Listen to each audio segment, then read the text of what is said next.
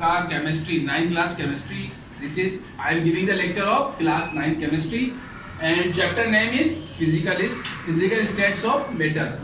Chapter number 5 है. This is chapter number 5 of class 9 chemistry. The name of the chapter is physical states of matter.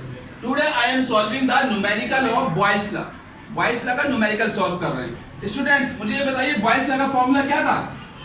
P1 V1 बराबर किसके होता है? P2 V2.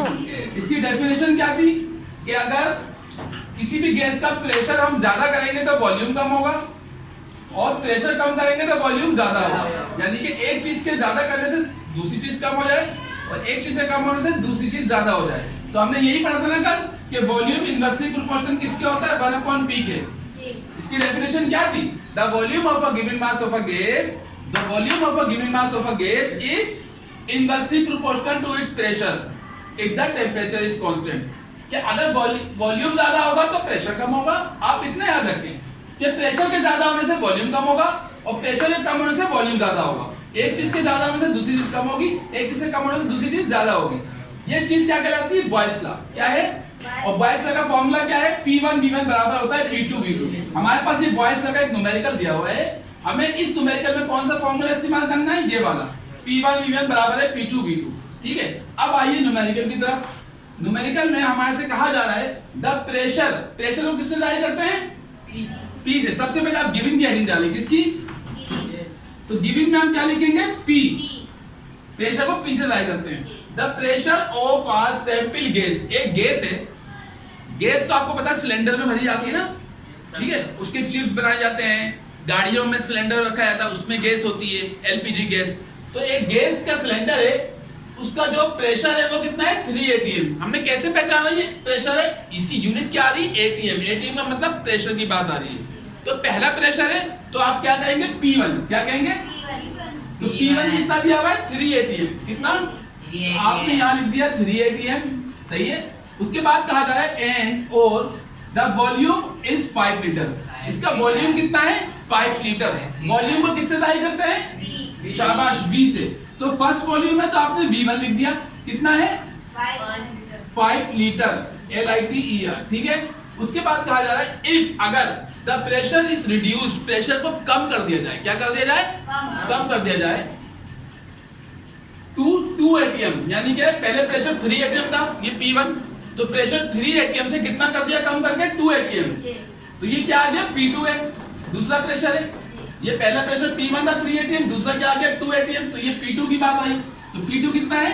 2 atm. कितना है? 2 atm. इन्होंने कहा कि अगर प्रेशर 3 atm से कम करके कितना कर दिया? 2 atm कर दें तो वॉल्यूम कितना होगा? ये पूछा जा रहा है.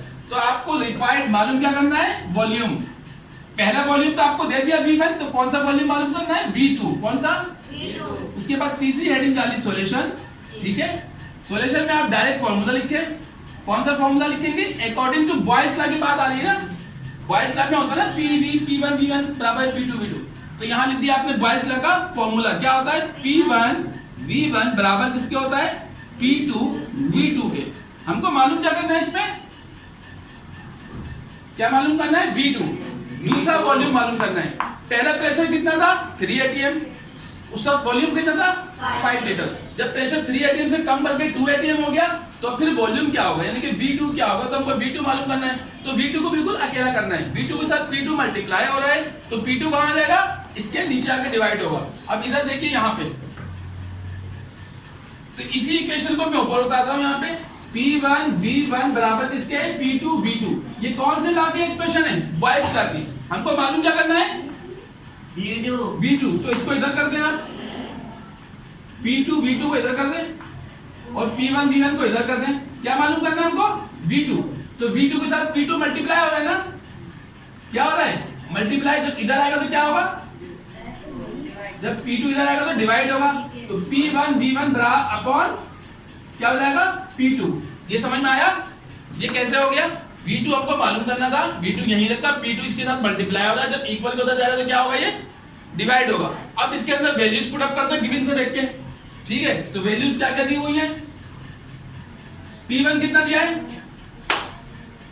3. तो इस P1 की जगह क्या लिखेंगे हम? 3. और मल्टीप्लाई V2 V1 कितना दिया है? 5. अपॉन P2 कितना दिया है 2, ठीक है। इसको इससे मल्टीप्लाई करें 3 5 जा 15 अपॉन 2, सही है। 52 को इससे डिवाइड करें, ठीक है। तो ये आपके पास इसका आंसर आ जाएगा इट इज 7.5, कितना आ जाएगा 7.5। इसको इसकी यूनिट आएगी लीटर, ये आपका आंसर हो गया, ये B2 हो गया, ठीक है। इसको उतारना, इसको आप मैनुअल आप डिवाइड करके देखें 2 को 15 से, तो 2 7 जा 14, यहाँ क्या आया 1, यहाँ पॉइंट लगाएंगे तो यहाँ 0 आएगा, तो 2 5 जा 10, तो क्या आंसर आ गया 7.5 लीटर, ठीक है। ये इसका आंसर है, ओके। Close up.